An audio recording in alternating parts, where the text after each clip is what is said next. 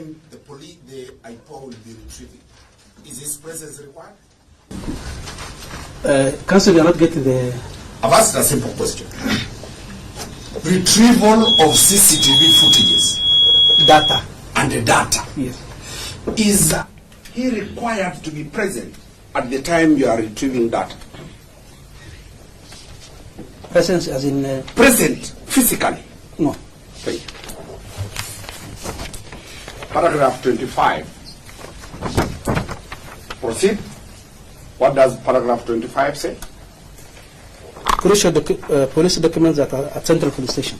You want to access crucial police documents? Yes. True? Yes. Confirm that the officer, what is the rank of the officer? PC. He's a police constable. Is he in custody of any crucial document? If released, they can interfere. But there's a point. No, we are going to interference. Just I'm going slowly, my Jibril. Paragraph 25, we are talking of retrieval of police documents. Yes. And we have agreed he's not in custody of police documents. Those documents, yes. Thank you. Paragraph 26. Why do you want to detain him according to paragraph 26? Subject of mobile phones for forensic analysis. Can you confirm that you have his mobile phones? Yes. Will he be required when you are forensically extracting data? Will he be required physically? I'm not an expert to talk on that. I've asked a simple thing. I'm not sure. That's my answer. IPOA has his phones. Yes. True? Yes. Confirm that it is IPOA that will forensically extract data from the phone. Not IPOA, an expert. An expert? Yes. And confirm that that expert is not the respondent. Yes, but I'm not sure whether he will be required during the extraction or not. You've sworn this affidavit. Yes. Show where you have said that he will be required to assist the expert. Is there anywhere? No. Thank you. Let's go to paragraph 27. What is the reason you want to detain him for? Analysis of samples provided to the government chemist. You are saying you want to detain him because you are waiting for the results from the government chemist. Now we also want to take samples from him. Read that paragraph. Show me where you are saying that you want samples from him.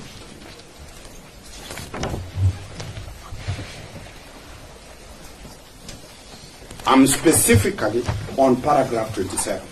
Yes. It's not appearing anywhere. It doesn't appear anywhere. So, confirm that this respondent does not work at the government chemist. He's a policeman. Yes. And he will not be required to assist scientists at the government chemist. He will be required for samples. Let's go to that sample where you are heading. Show me the paragraph where you want him to extract samples from him. It's not anywhere in my It's not anywhere. Let's proceed. Paragraph 28. Before 28, which is our conclusion, go to 29. What are you saying? Why you want to detain him? He's a police officer attached to that station, and if released, can interfere with investigations and tamper with evidence at the station. Have you attached any evidence showing attempted interference? But I did depend in my statement. I did depend in my statement that there were interference. We are only asking a simple question. Yes. You depend because you have material that made you depend. Have you attached those materials before the court? Is either yes or no? No. Thank you. Paragraph 30. What are you looking for? Paragraph 30, another reason? Other witnesses. Ah.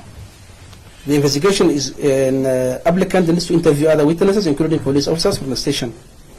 And the respondent, being a police officer, if released on bail, is very likely to interfere with and influence the witnesses. You are saying you want to interview police officers. Yes. And We'll go one by one. okay. The first limb is that you want to interview the police officers. No other witnesses.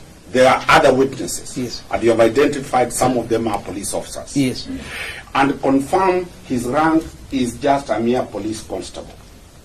He has no authority over any police officer in this country. I can't say that for sure because what I've defined in my statement is that this thing was planned and We have not executed. reached there. Let us go systematic. Yes. I've asked a simple question that he will interfere with police officers. And I've asked you this question. The lowest rank in the police, National Police Service, is a constable. And that constable has no power over any other. Some of my witnesses are also constables. The same rank with him. He can influence them. He That can't is the point I'm influence making. them. Have you produced any evidence to that effect? Not. Thank you. Let's move to the next one. He says, he is likely to interfere.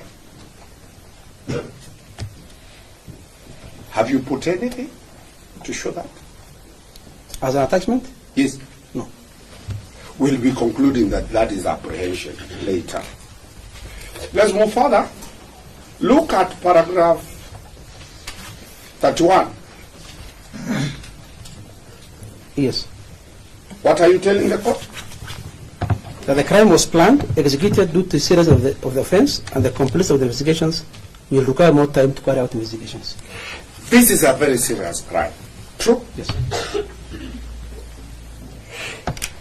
Is there any crime that is lesser than any other crime?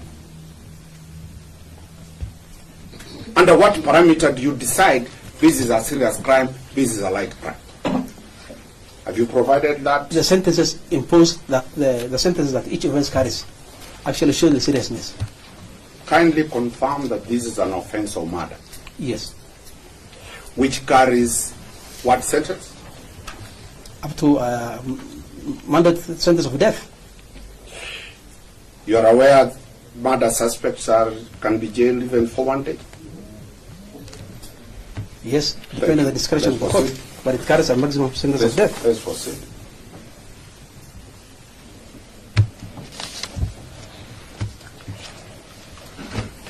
Paragraph 32. What are you telling the court? Key witnesses are police officers wielding police powers who from key persons involved are police officers wielding police powers who have engaged in a web of complex cover-up employing the blue codes of silence, and will require time to unravel the complex web through conduct investigations. And if released on bail, the respondent is likely to interfere with investigations. You have said the police, the National Police Service,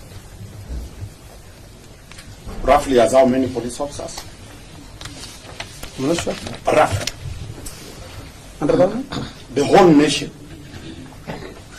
I'm not sure. There are more than 100,000. And you confirm that they have a blue code of silence. Read that. I'm talking specifically about in his case. I've said, Yes.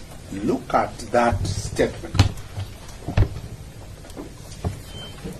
Key persons, you know, the word... Just a minute. Yes. Because some words are serious. Yes. You confirm that the police have a blue code of silence. I'm talking about specifically on this matter. Key police I mean involved. That's what I I'm mean talking about. I mean I'm not saying the entire national I'm police. asking. Yes. Because this is an affirmation. Yes. And it's a very serious affirmation Yes. when the whole National Police Service is being said that they have a blue code. Counsel, of please silence. do not mislead the court. There is no I've way asked you a in my simple amendment question. we have indicated the whole National Police Service. Where is that document, that code? The blue code. Have you attached it? A code is like this criminal procedure code that exists. And that is why I'm asking a very hard question to you. You have alleged that there is a blue code of silence. Yes.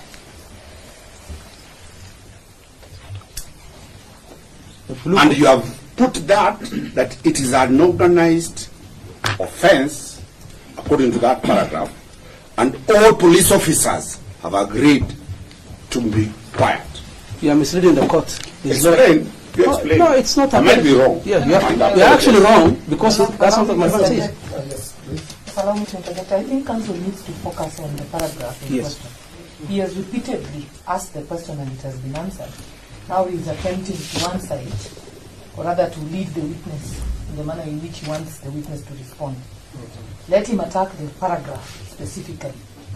The witness, the officer has stated clearly that he's specifically dealing with this case. If counsel knows of any other code, then he can do that in his submissions, but the witness has stated it specific to this particular issue.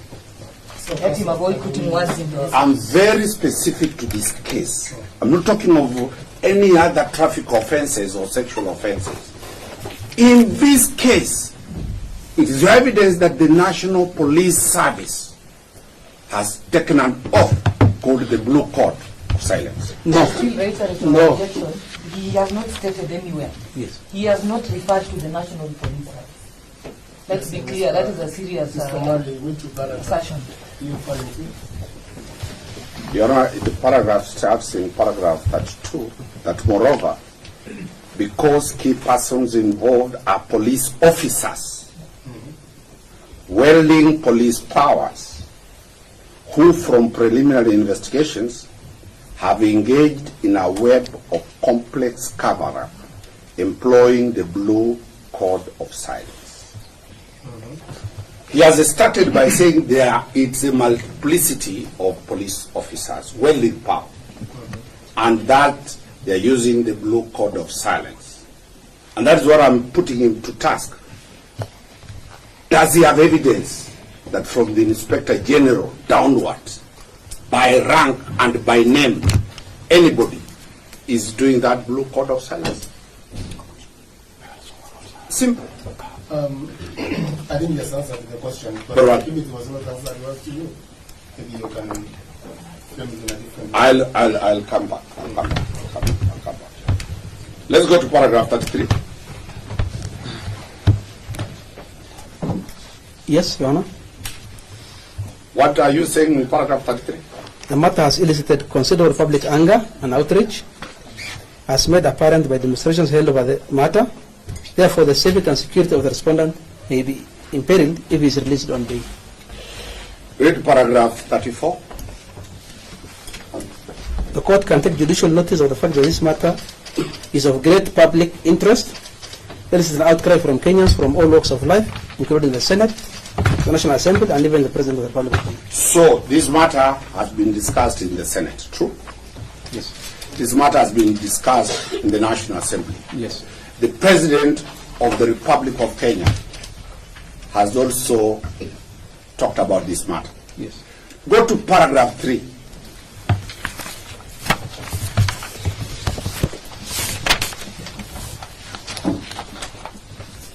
Yes. Tell the court your mandate and your powers under paragraph 3. IPO is mandated to investigate any death or serious injury, including death or serious injury while in police custody, which are the result of police action or were caused by members of the service while on duty. Confirm that IPOA is an independent constitution. Yes. It is a constitutional entity that does not take directions Yes. other than from the DPP. We don't take direction from DPP.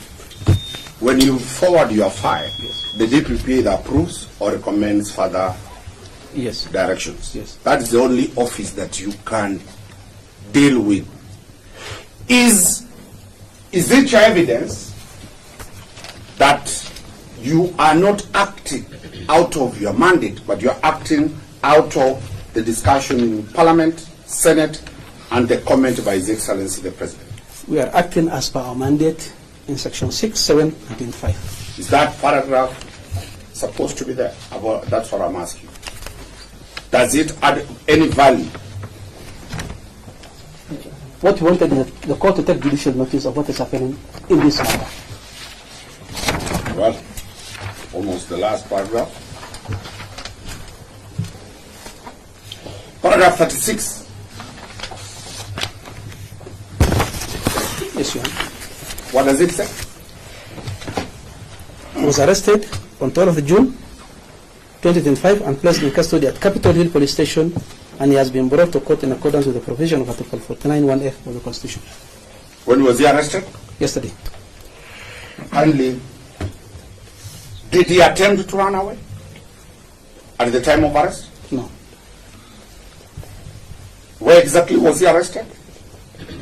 At ACK Annex Gardens entrance.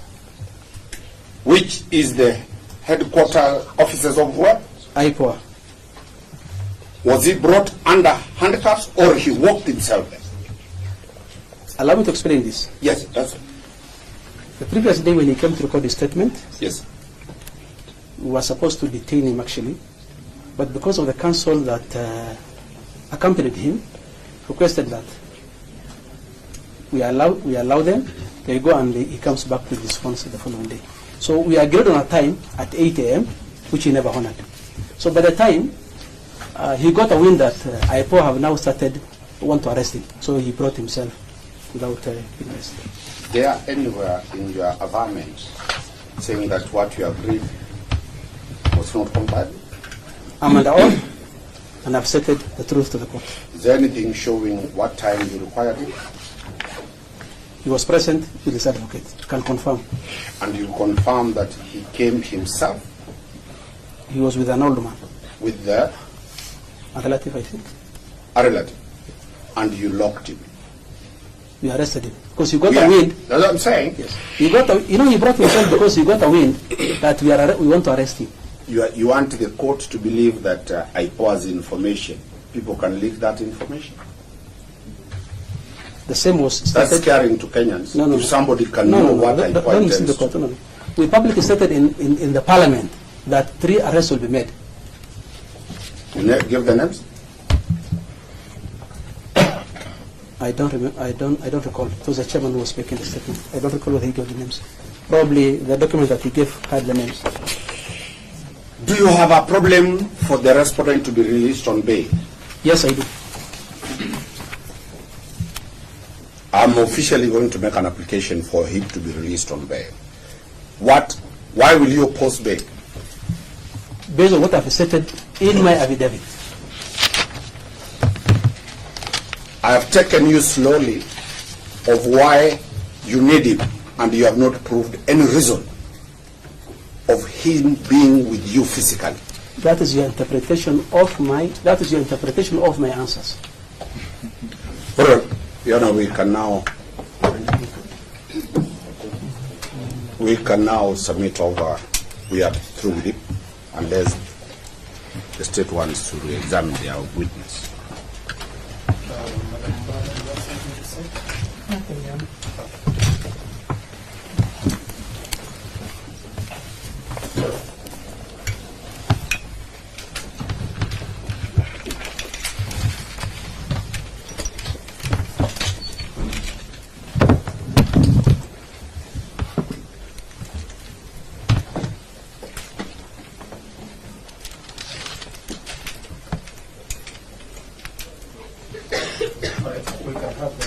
You know, we've not.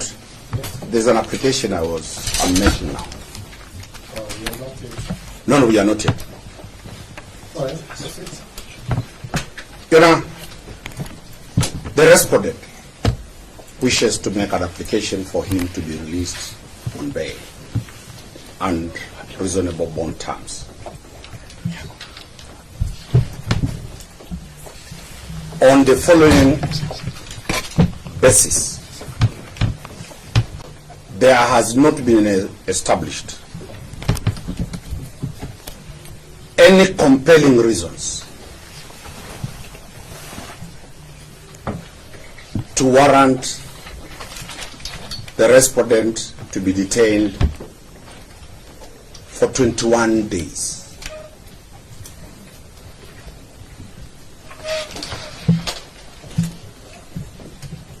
The respondent willingly submitted to the authorities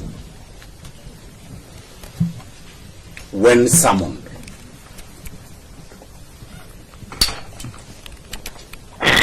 The respondent is a serving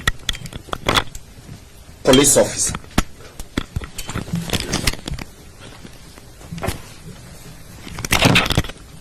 And the government has all the records.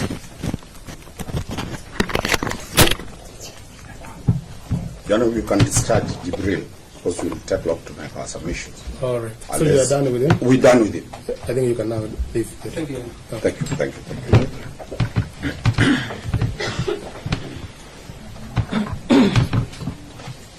you. Yes. You know, there has not been any material placed before this court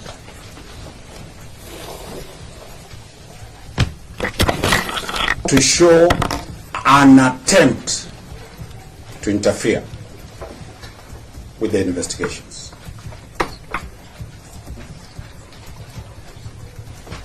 My other brothers and sisters here will deal with authorities that demand for that. Your Honor, this detention of 21 days is a plea detention.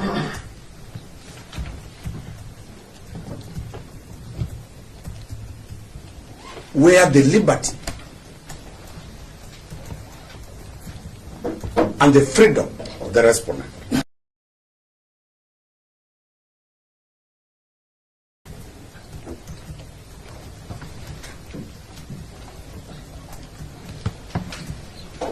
the purpose of bail and bond is to ensure the attendance of the respondent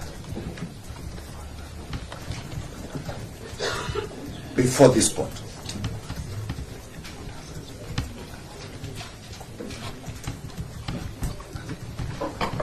Is plea detention the only option available?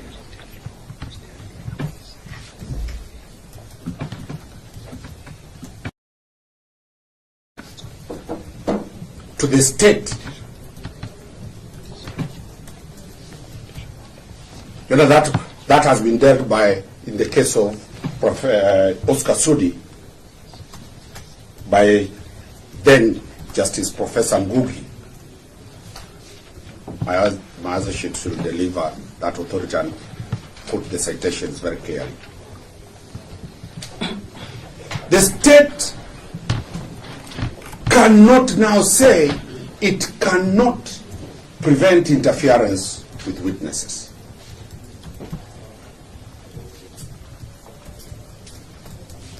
The Republic of Kenya is not a banana country.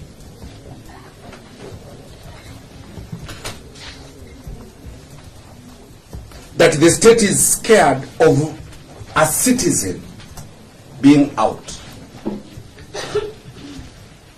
The mandate, the government of Kenya, is to ensure everybody complies with the law. So the government cannot come to court that we fear he's going to interfere.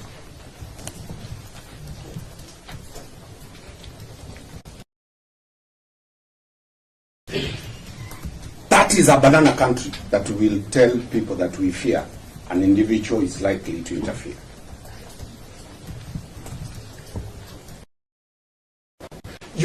If the respondent interferes, the bond terms will be cancelled and the state will come to court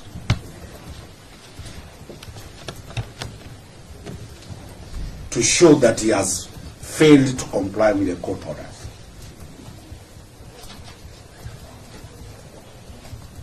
Your Honor, you are aware of the celebrated case of Michael Oyamo at the Court of Appeal, where the Court of Appeal was very emphatic that the court has jurisdiction, has power to impose conditions.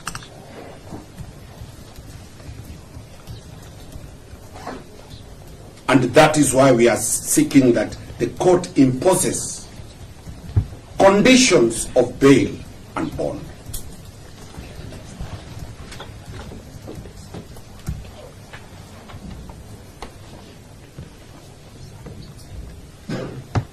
Your Honor, the fear of the state is a fear of a police constable.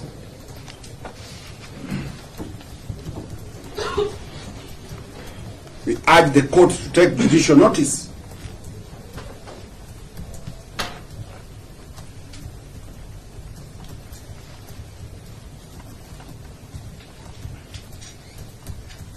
that people wielding massive powers in form of cabinet secretaries, sitting governors, heads of state at the ICC. When Kenyan leaders were taken to the ICC, they were released on bail.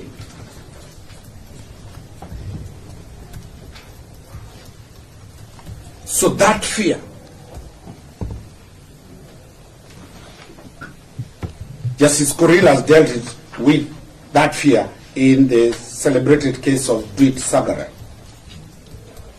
The state must show by materials that the fear they are having is not mere apprehension.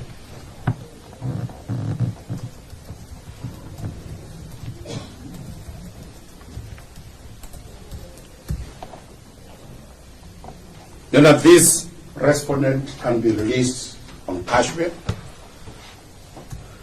and the court orders he does not step near Central Police Station.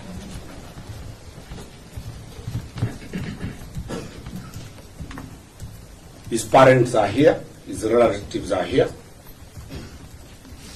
He'll be confined to his home area until when the DPP decides to charge.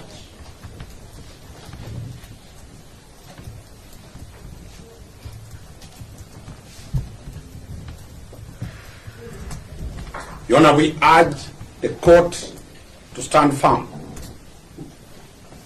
and treat the respondent the same way all other accused people or respondents appear before you,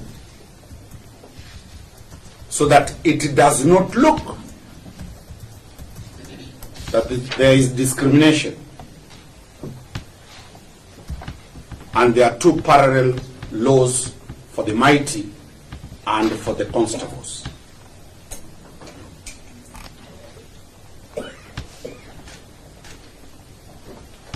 Your Honor, a mere statement that the police have a blue code of silence is not factual.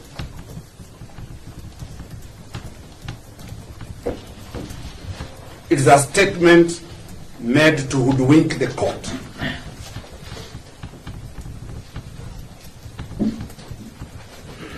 The applicant IPOA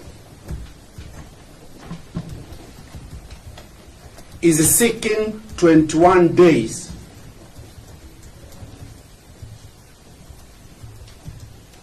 to detain the respondent in a police station, not manned by IPOA staff,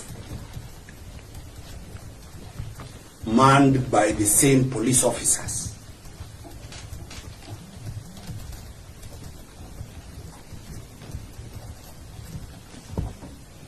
At one hand, IPOA is confident with the police that remand him in police station. In the other hand, it is telling you, Your Honor, the police have a blue code of silence. You can't speak from both sides.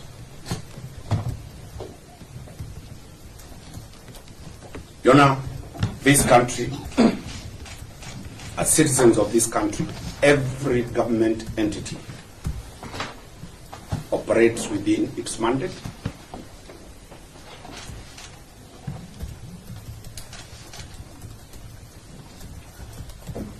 We urge the court to find that there are no compelling reasons.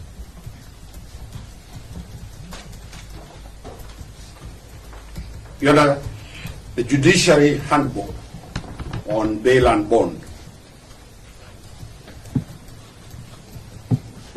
which the court is very aware, has provided for parameters to be considered for denial for bail.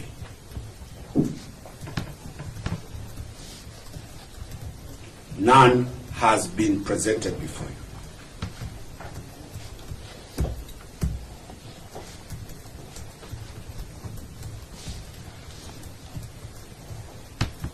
The applicant says there is a public uproar.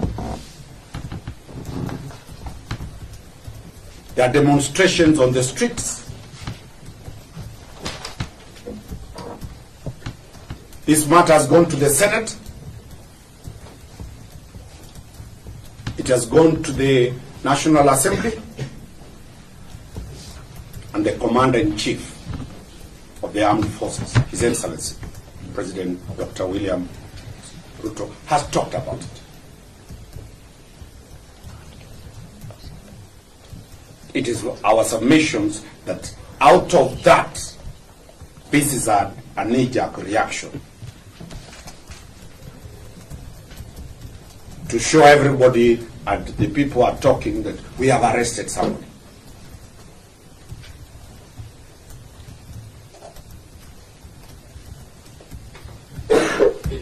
Your Honor, may you get favor in my submissions and allow the advocates with me to deal with the law and the authorities that will be supplying to court. I hope the state has been given those authorities. Thank you. Right. Anybody else again? Yes, yes, Your Honor. What's the name? Stanley Kinyanjui. Kinyanjui, yes. Yes, Your Honor. Yes, and Your Honor, I associate myself with the submissions of my senior, Mr. Dunstan Omari.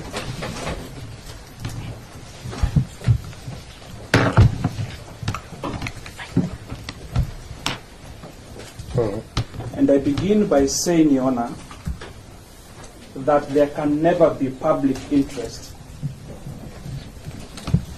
greater than a constitutional value.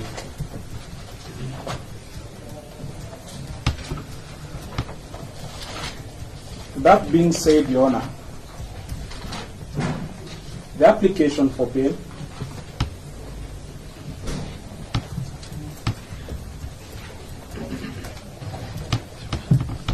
is grounded on two principal instruments,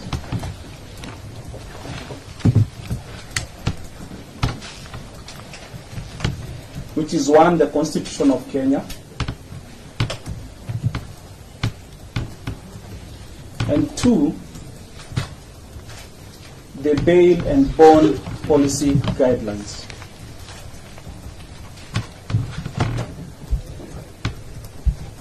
Now, Your Honor, will note that these two principal instruments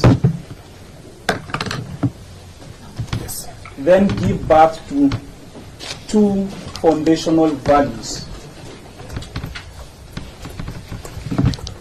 upon which the application for bail has been made today.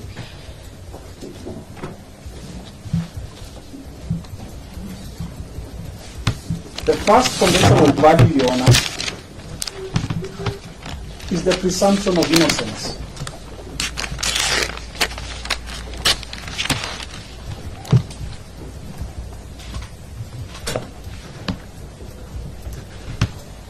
And the second, Your Honor,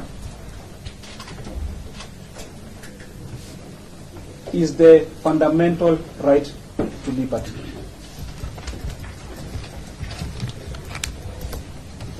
And paragraph 3.1 of the bail and policy guidelines offer an explanation as to the second value,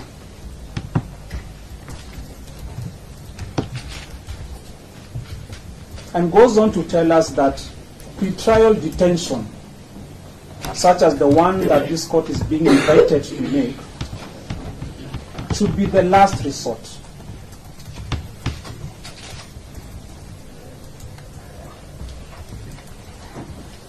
And the criminal justice institutions, which is this honorable court,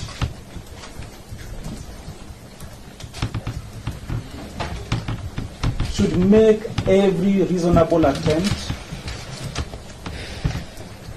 to avoid subjecting a suspect to pretrial detention.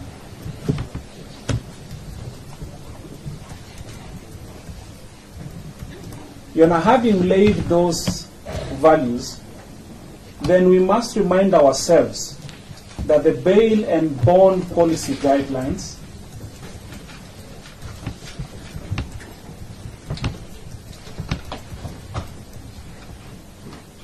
are guided by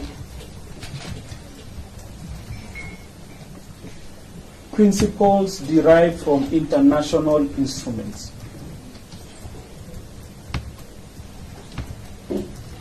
Instruments and practices, Your Honor. And I say that, noting that there is nowhere that politics of the day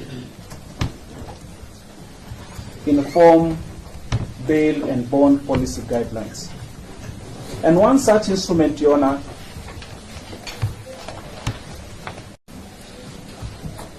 footnoted at footnote number 20, is the African Union draft guidelines on the use and conditions of police custody and pretrial detention in Africa discussion document of February 2013.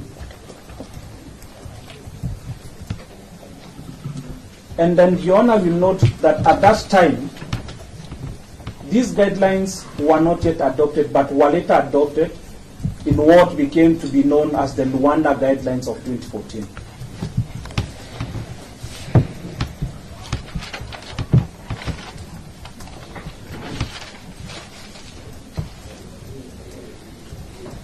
And Your Honor, those guidelines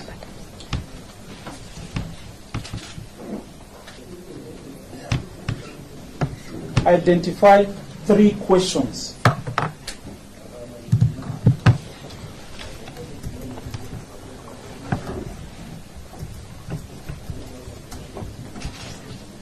Leading to a determination of an order of pretrial detention, whether in the negative or the positive.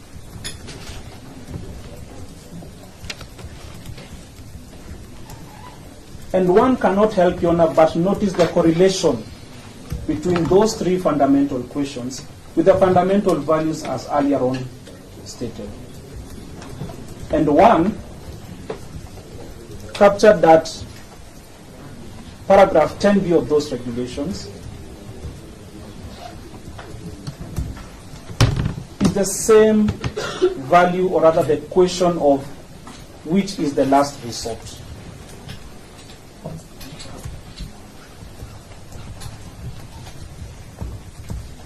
As my senior has submitted, that this court has the power to give orders and restrictive orders as such to the respondent in this matter,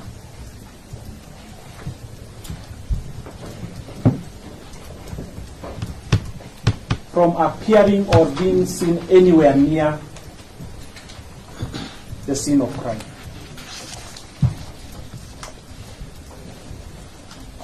The second question this court should answer, is whether there are grounds which have been clearly established in law and not motivated by discrimination of any kind. That is paragraph 11 of the Luanda Guidelines. And in this case, I need to stress on the word discrimination. My colleague will submit on the case of Betty Jemutai. And Your Honor will note that the only reason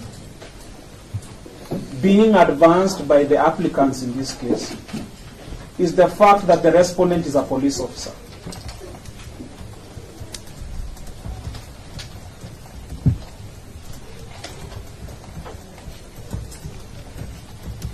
Your Honor, if that is not discrimination, what is?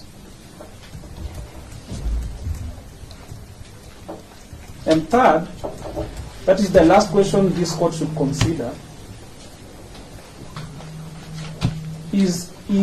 are there any reasonable grounds to believe that the suspect has been involved in an offense carrying a custodial sentence, and Your Honor, I stress on the word and, being conjunctively, there is a danger to abscond, commit further serious offenses, or if released, the individual will not be in the interest of justice. Your Honor has had the benefit of hearing the evidence and the testimony of the deponent of the affidavit. Your Honor, there is no tangible evidence that has been submitted before this court other than the mere apprehension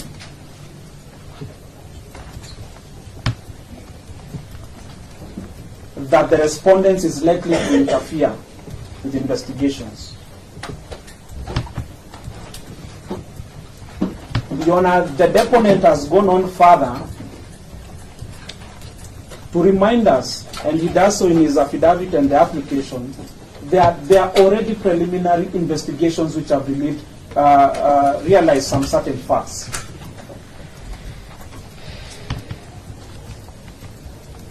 Those facts are not within the court's knowledge.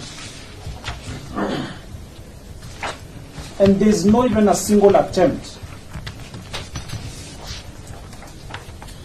to inform us why, in the application of denying someone liberty, the information gathered is not before this honorable court.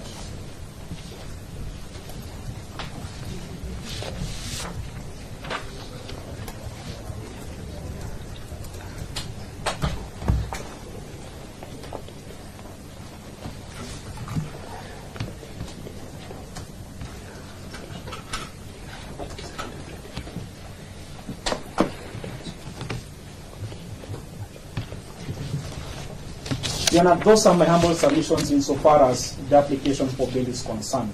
Okay. And before Your Honor, I sit down, I need to further point out to this honorable court that the application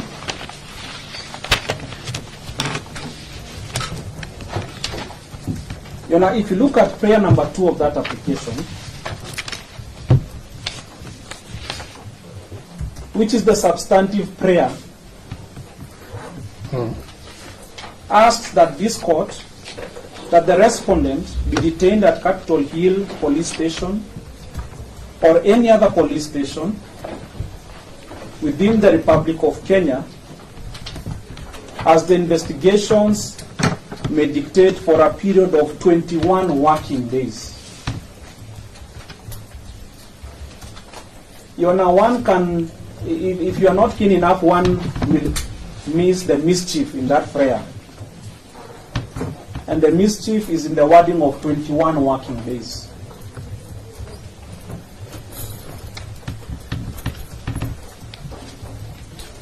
Your Honor, will note that this application has been brought under the ambits of Section 36A of the Criminal Procedure Code,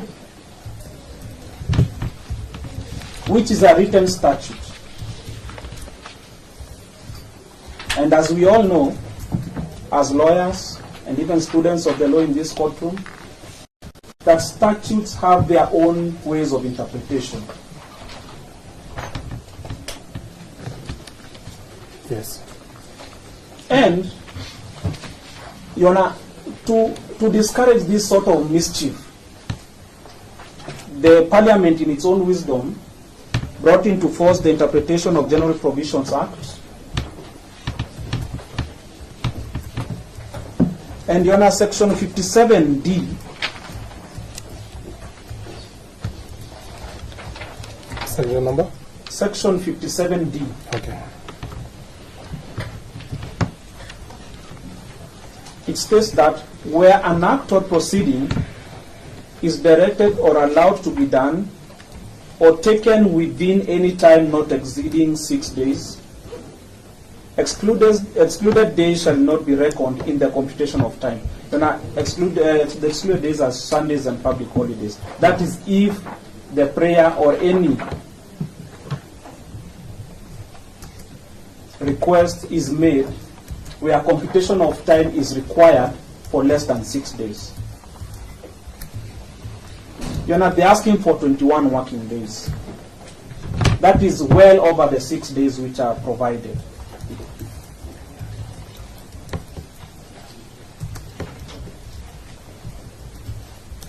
And Your Honor will note that this question was addressed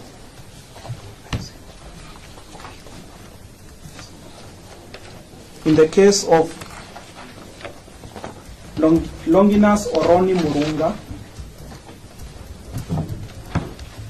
versus David Masika Matumbo, Civil Appeal number 319 of 2013, in the Court of Appeal at Eldoret.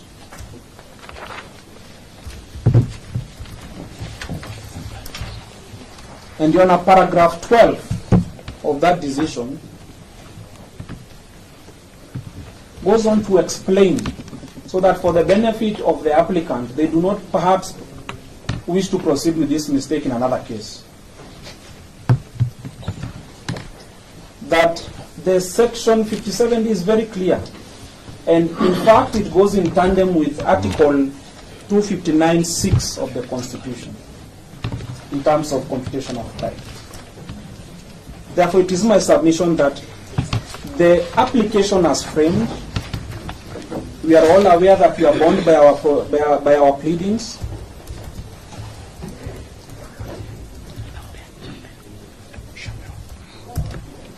That the orders cannot be granted. As such, the application is incompetent.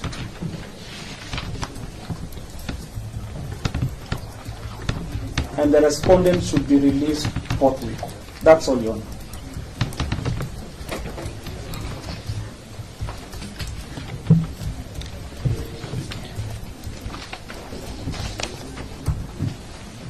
All right.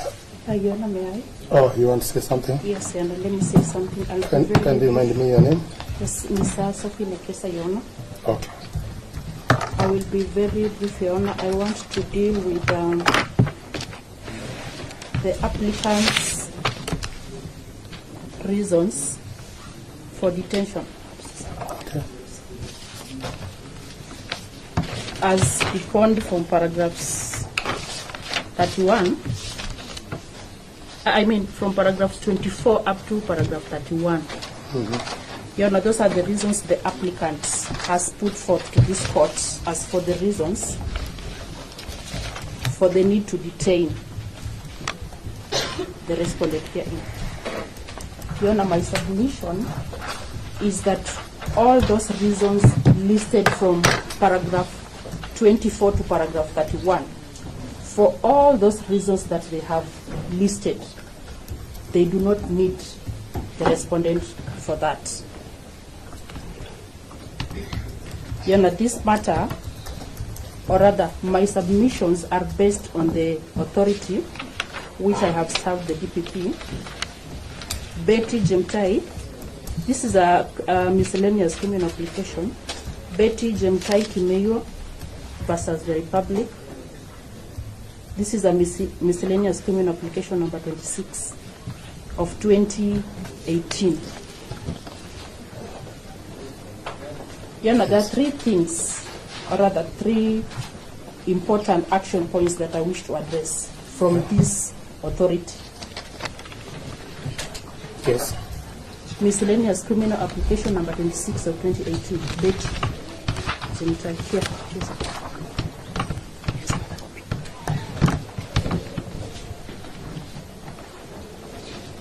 So, Your Honor, paragraph 7 of that authority,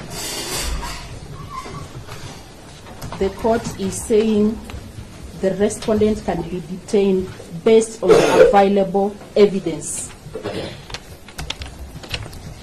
Available evidence are the wordings of that paragraph, Your Honor. It has already been shown from the supporting affidavit of the applicant, no evidence has been shown to this court, and therefore they are mere averments. It has not been shown, Your Honor, paragraph 9 of that authority, the reason as to why the respondent might be detained further. The prosecution needs to show that the suspect is a flight risk or is likely to escape or is likely to interfere with the witnesses. Your Honor, even from the supporting affidavit of the applicant, they have not averred to that effect. There is nowhere the applicant is saying the respondent is a flight risk or is likely to escape. And number one reason why the respondent is not a flight risk, why he is not likely to escape, and why they did not put that in the supporting affidavit is because the respondent is a serving police officer, Your Honor. He cannot escape and leave his job. That is what he does for a living. That is what sustains him and his family. There are averments to the effect that the respondent might interfere with witnesses. Your Honor, paragraph 3 of the supporting affidavit of the applicant. The applicant says they have already interrogated some witnesses. So when at paragraph 30 they say they will already interfere with witnesses, we are wondering if who are these witnesses that are yet to be interrogated? Because at one point they will interfere with the witnesses, at another point we have interrogated the witnesses. So where is the truth? If anything, Your Honor, this is a police corporal. Constable, apologies, Your Honor, is a police constable. It cannot be true when the applicant says he is a police officer. That is paragraph 32 of the supporting of affidavit. It cannot be said that the police officer wields police powers. A police constable, Your Honor, is not capable of wielding any police powers in the context of these investigations.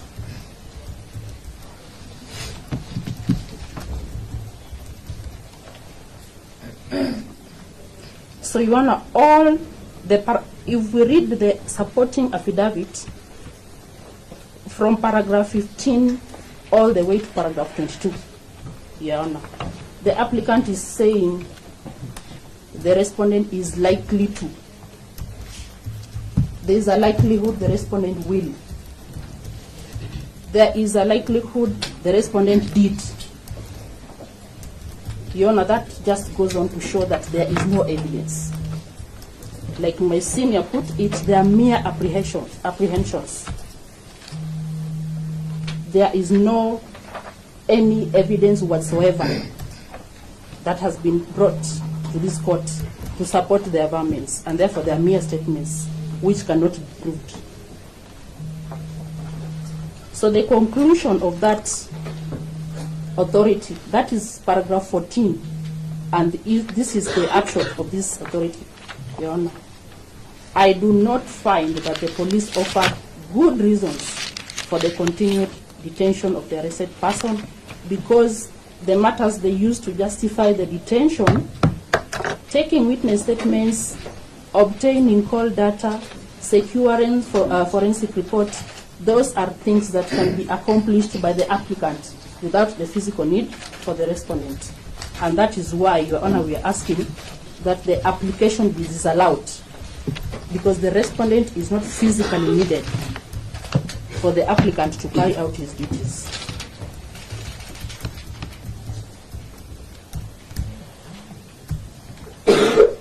Now, Your Honor, there is a test that was established in the celebrated case of Oscar Sudi that my senior briefly touched on. This is Oscar Sudi Oscar Kipchumba versus the Republic. It's a criminal revision number 208 of 2020. Your Honor, in this case, there's established a double test that must be passed by the applicants for them to be able to detain the respondent. And these are the two tests, Your Honor. Number one is that there must exist exceptional circumstances. Exceptional circumstances for the applicant to want to detain the respondent. Your Honor, you have been told there are other people that are yet to be arrested. There is suspicion that other people were involved. From the deponent's own avowals, when he was here, he said some of the people are policemen and some are not policemen. If there are people who are involved together with the respondent, Your Honor, and they are not here, we do not know the extent of their involvement in this matter. So why would it be that the detention of the respondent is exceptional? Our submission on that, Your Honor, is that it is not an exceptional circumstance to want to detain the respondent.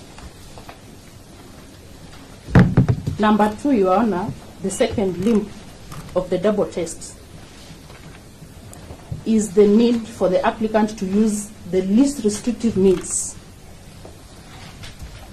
Least restrictive means.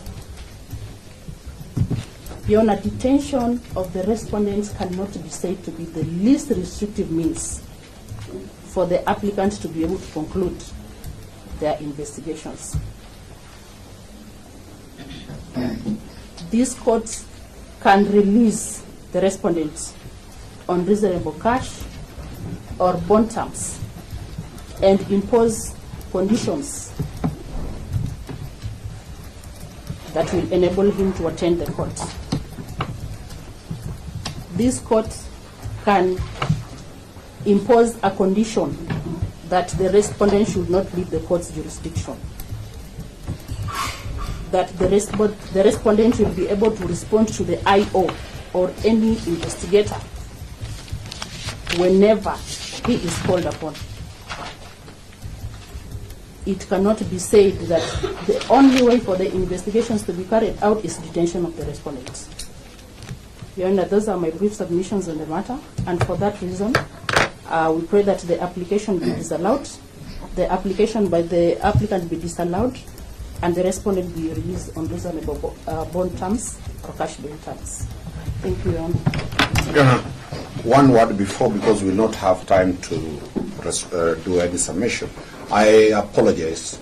My client tells me he had told me to pass his sincere condolences to the family of the loss of the deceased. He's a human being, and any family that has lost anybody is a big disaster to that family. And on behalf of his defense team, we also pass our condolences to the bereaved family, and may God give them grace as they deal with this sudden death. That's all, Your Honor. Okay. Prosecutor, do you have something to say in response to what Yes. case must be made? May it please Your Honor, my name is Okundo. Yeah. Your Honor, so we are both the applicant and the respondent at the same time, so I'll take it globally in my response.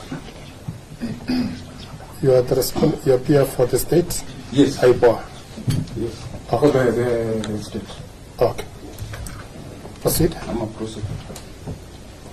Okay. Your Honor, we humbly submit that the evidence which has been tabled before you in the form of the affidavit clearly lays bare the reasons as to why the respondent should be detained for the period that has been requested.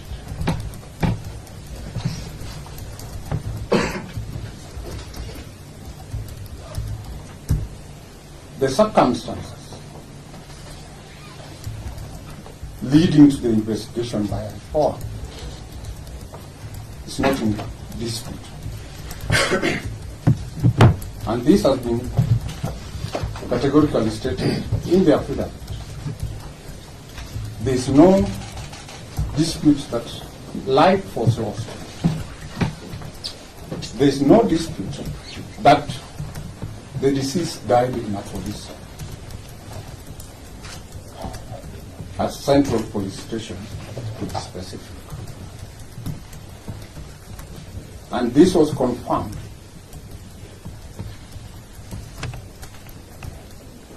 by the medical report which has been attached to the affidavit. And the OB extracts which have been attached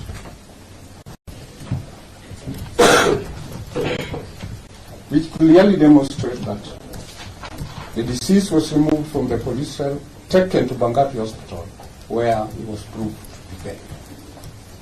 There is no intervening incident. There is nothing which intervened which could say that the deceased did not die out of the cell. That is clearly demonstrated. It has also been demonstrated in the affidavit that the respondent is the one who was manning the sentry at the time. There was no any other person. That has not even been disputed.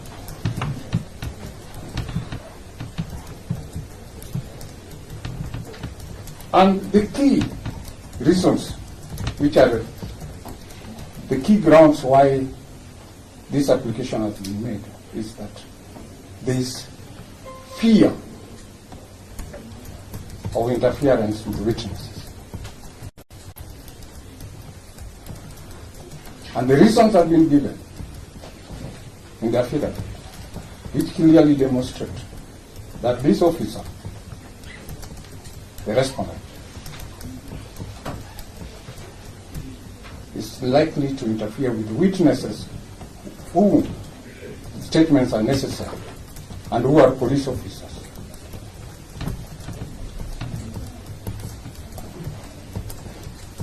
Your Honor, it's our humble submission that when it comes to the issue of rank, that's not what counts when it comes to interference with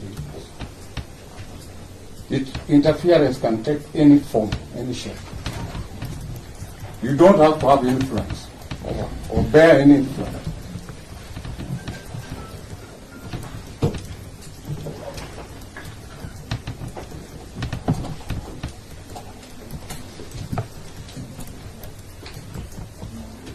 Your Honor, it has also been submitted before you. It has also been laid bare in the affidavit that the nature of the investigations are complex.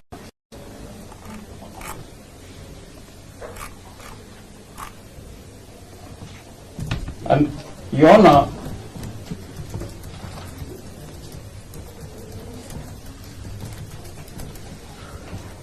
this court, and it has been decided in several cases, when the courts can consider granting such application. And this, I'll enumerate them. We'll give authorities, I'll give the citation. One is the serious nature of the offense, which is under investigation.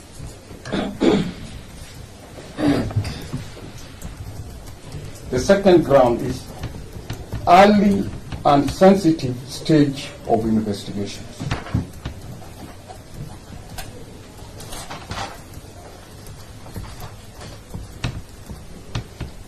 The third issue is the forensic and surveillance-based complexity of the case.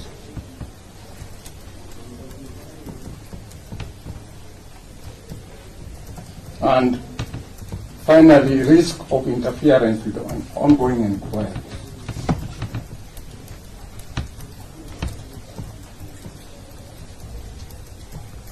The facts which have been imposed in the affidavit clearly demonstrate the four grounds which I've stated.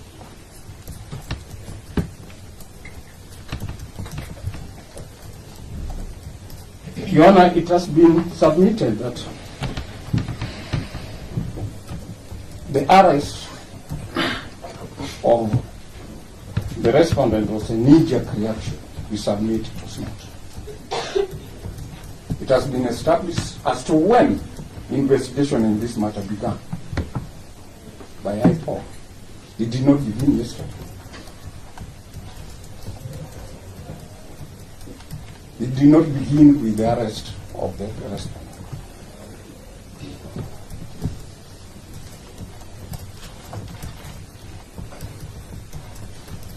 Your Honor, at this stage, with Article 49 of the Constitution, and not Article 50. What Article 49 expects of the applicant in such a case is just to lay bare before the court the justification for continued detention of a suspect.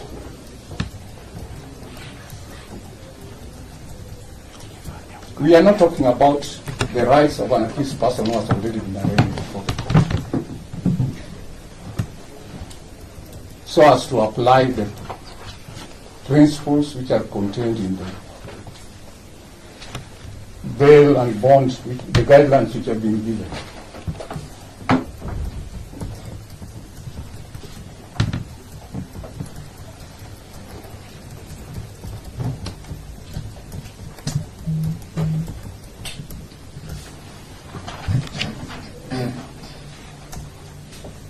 Your Honor, there are compelling reasons.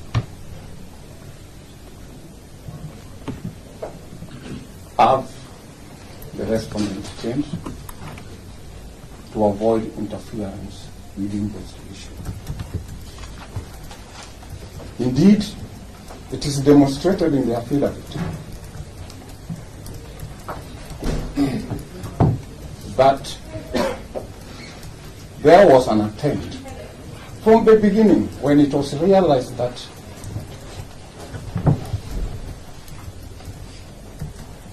the theory of the suicide failed, and it was established that the deceased was killed in a police cell, there was an attempt at interference or derailing the investigation from the beginning. And this has been demonstrated with attempts to destroy the data in the CCTV. that is demonstrated, and it's not immediate.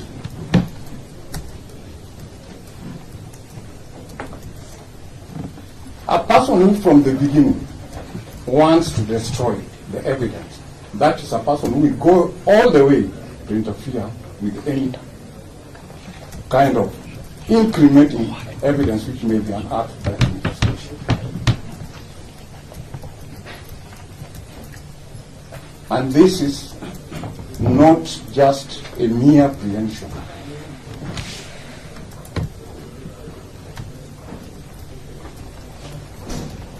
There's all the likelihood. It has been stated that there are other suspects who are include even police officers who are likely to be arrested. They are out there.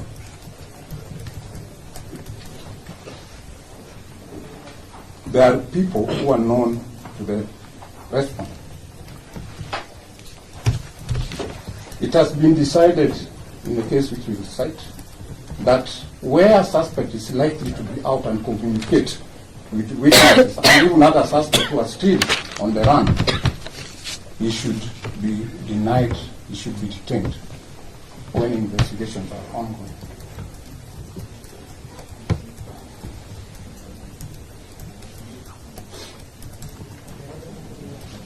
The investigation in this matter is still at very early stage.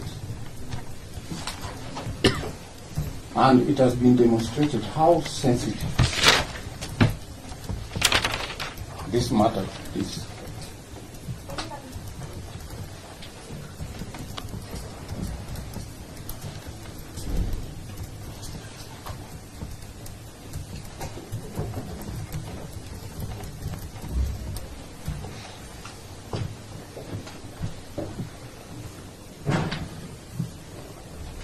Your Honor, we submit that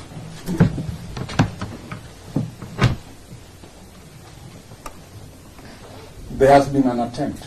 It has been demonstrated that the investigating officers have been finding it difficult to retrieve information from the police officers.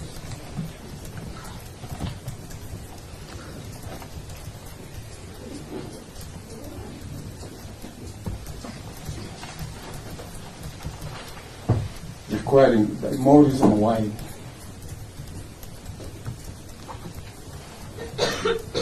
the suspect who is in custody should remain in custody for a few days, which have been requested.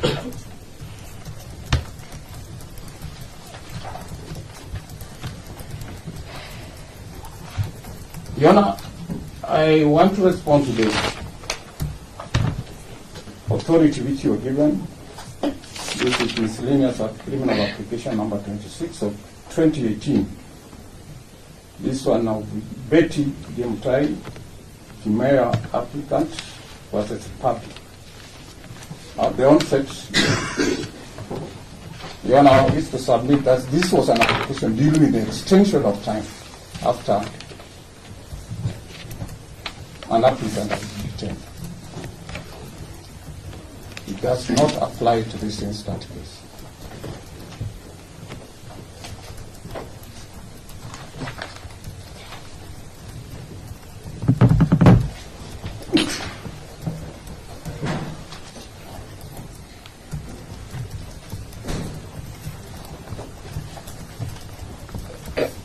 Now, we submit that there are justifiable reasons for continued detention of the respondent before the court.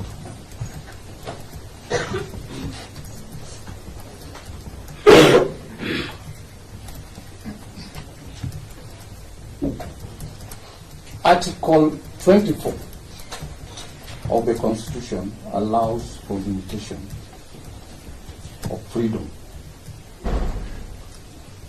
Regard only need to be given to the importance of that limitation. The importance of the limitation which we are seeking is to enable investigation to be completed without interference. It will be total injustice, travesty justice, if investigation were interfered with. At the end of the day, there are no witnesses, there's no tangible evidence to be presented before the court, because a suspect interfered with the investigation. It will be a disservice, in fact a dishonorable thing, to the family who was lost. It goes even a long way in protecting victims of crime.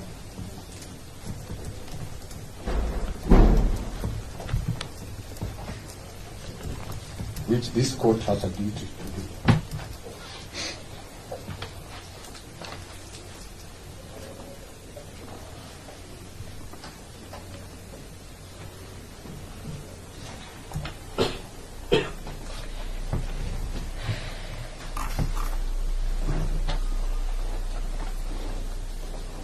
Your Honor, we finally submit that the investigation here has been established to involve issues of forensic and surveillance. And part of it has been demonstrated in the affidavit that we take a process of trying to retrieve data which has been attempted to interfere. And it has been stated by the investigating officer on oath that this is something beyond him. It's done by an expert outside within his control.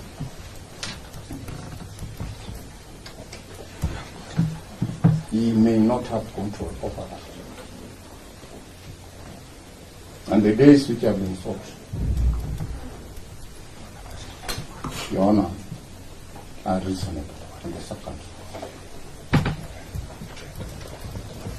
We are not saying that the applicant, the respondent, will not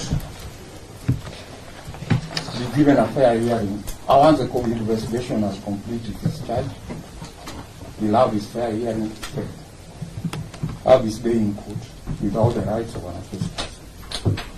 We are just protecting the evidence to be tendered. Then on the authority which you have given on the issue of calculation of this, then I will submit that there is no mischief in the application which you have made. In any case, that does not go to the root of the application, even if you are to apply the rule of computation of this.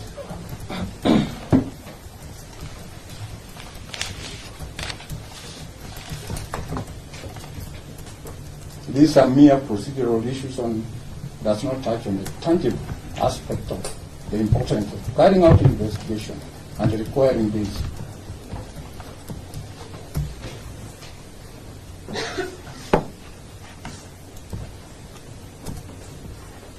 "21 working days requested." It's not a mystery. It's an estimation in the sight of an investigating officer.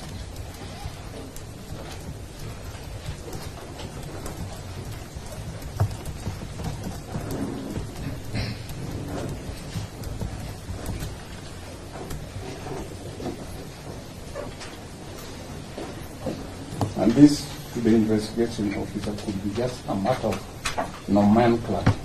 He could maybe, to him, he would have asked for 30 days. But it's worth it. It's granted, to be honest. We urge you to allow them. Our application for detention for 21 days and reject the application for bond at this time, as we jeopardize the investigation. All right. Anybody else again in the prosecution side? If I may. Yes. My name is Kinoti from I4. My Lord, let me first say we agree entirely with the submissions made by the learned counsel. A point of objection. I don't know under which provision an investigator will address you, because the investigators in this matter are IPOA. the officer who deponed the affidavit has given his side of the story. IPOA cannot submit. It is a preserve of the DPP. IPOA is a witness that we have cross-examined. And therefore, if IPOA has anything to say, let it hand over that to the DPP. Okay. The DPP should not cede ground to this crucial matter. IPOA cannot prosecute, it can only investigate. Article 157 mandates the DPP to be the mouthpiece of IPOA.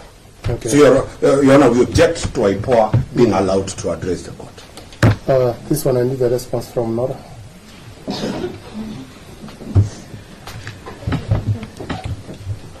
You have given up to your driving No, seat we haven't. We haven't. Yola. I thought our submissions were lately given by Mr. Ofunda. Yes, but I think I'd be honest. I do not know what the officer from my call wanted to submit on. Now, what we're saying is, if they are investigators, then they should also come through you. That is clear under Article 157. Yes. Mr. Kinoti, Your Honor, if I may. I'm not recording that. Meanwhile, I was just saying, if you had something, you should have also passed over to the DPP or stop. What's your take? That is fine, Your Honor, and indeed we are working closely with the DPP. But, Your Honor, for purposes of record in the law, the participation of IPOA in bail proceedings has been determined by the High Court. That IPOA can participate and address the court in the case of Republic versus Frederick Oleleliman, where IPOA was granted audience by the High Court in a decision, Your Honor, of the High Court in this case. You also didn't submit your decisions. So, Your Honor, the participation of IPOA in addressing the court is a matter that the High Court has settled. Yes, Your Honor. And so, Your Honor, there is no prejudice whatsoever on IPOA submitting on this issue. And in fact, Your Honor, as an officer of the court, all I wanted to do was bring to the court attention that decision that I've just mentioned of Republic versus Frederick Oleleliman, which is at complete, at one with current case that Your Honor is dealing with. And having brought it to your attention, Your Honor, that decision is available at EKLR. When you retire, Your Honor, I would urge you to have a look at that decision. So, I hear you to say you are investigating the murder issue, is it not? So basically, you are for the victim. Yes, Your Honor. Is that so? Yes, Your Honor. What about the Supreme Court case of Redrick Waswa? Your Honor, before you go there, Just as a minute. Yeah, because it gives you some attitude, you know, to what extent that the counsel for the victim should address the court. Is it not? It does, Your Honor. It does. To what extent the Redrick Waswa case, the Supreme Court? Yes, Your Honor, it does. And I believe the Supreme Court case finds the courts below. It does, Your Honor. So I was thinking that you can also look at it and see. you know what I was raising? Yes. IPOA does not have jurisdiction under the Victims Act. They are investigators, like EACC, like the DCI, like KRA. They do not represent the victim, and therefore they cannot pretend to be investigators and represent watching brief. That role is very clear, and that notion should be put to settle. The DPP is the only one under 157 with that constitutional mandate. Anybody else, if they are civil society groups representing the family, they have a right. Waswa's case has given them the right and the scope to participate. But an investigator talks through the DPP. He cannot pretend to be a prosecutor. That's all that we are saying. their roles and the mandate is very clear. Section 3 of IPOA is very clear, very distinct from Article 157. Let us defend the constitutionality of this country. Okay, I hear you, Mr. Mari, that's enough. That's all. So, just a minute, Mr. Timothy, are you okay that you can pass your submissions to Mr. Opondo? We will pass our submissions to Mr. Opondo. We have no objection to passing our submissions to Mr. Opondo. Okay. But Your Honor, for purposes of record, the position of the law enunciated by Learned Counsel Mr. Omari is not correct, Your Honor, for purposes of record. Okay. Our position, Your Honor, our position remains Yes. that as decided by the court in that case, just mentioned, IPOA can participate in proceedings before the court. But, Your Honor, we have no objection of passing our whatever we because need if to. you are for the victim, If the court issues you are this- allowed to participate. That one is allowed. I think Yes, also Mr. what is Nyango. happening is that my colleague is misreading that decision. Because, Your Honor, if you look at that decision, and I believe that is the position, is that IPOA at that time was watching brief. Yes. Okay. In this case, even if you look at the heading of this proceedings, it Heading is is letters. Republic to the IPOA. Okay. So your mouthpiece is the DPP. I think as the DPP, let's put that matter to rest. Yes, kindly. We will advise accordingly. Yes. We will respond to the issues raised. Yes, on behalf of IPOA. I think that is settled. Yes. That's it. Mr. Timothy? Yes, Your Honor. We settled. we are okay proceeding with Okay. through the DPP. All The right. position of the law, Your Honor. Mr. that we have Opondo, stated. you had said something? Yes, Your Honor. I said I will give a court recitation of the policies. I concluded before doing that. So what is it? Number one is? Number one is Republic versus Geoffrey Mutuku and 4 others. This 2015 EKR. 2015. Yes. Okay. And we also have Republic versus Jackson Munene Ndugu. 2020 EKLR. We also have Republic versus Paul Ndungu Waweru. 2016 EKLR. We also have High Court at Nairobi, criminal case number 57 of 2016. That is Republic versus Frederick Lehman.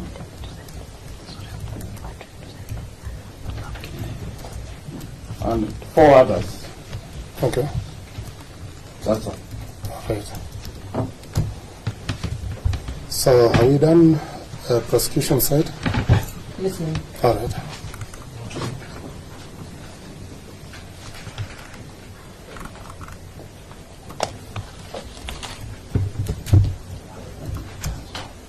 So, Counsel, I think this is a matter which has a lot of anxiety, and you have really submitted a lot. I can see you have been recording 20 pages of typing, so it means it's quite a lot. I need time to write this ruling. Yeah, so we shall take a date for the ruling, whether he's going to be in custody or released. Are we together? We are together.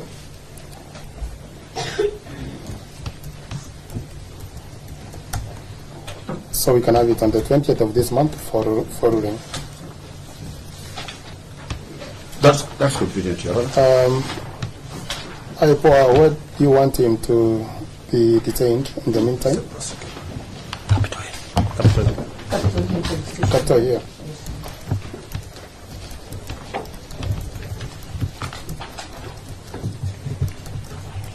All right, we come back on that day for ruling, and I think he'll be in custody at Capital Hill Police Station until then. Your Honor, finally, Yes. my client is still available for investigation.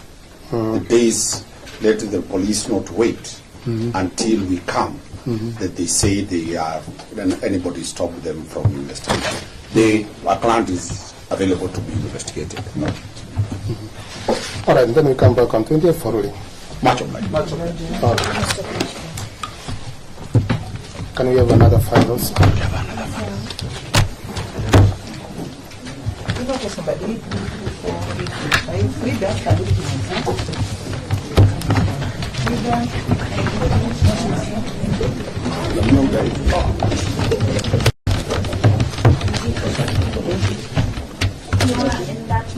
Yes.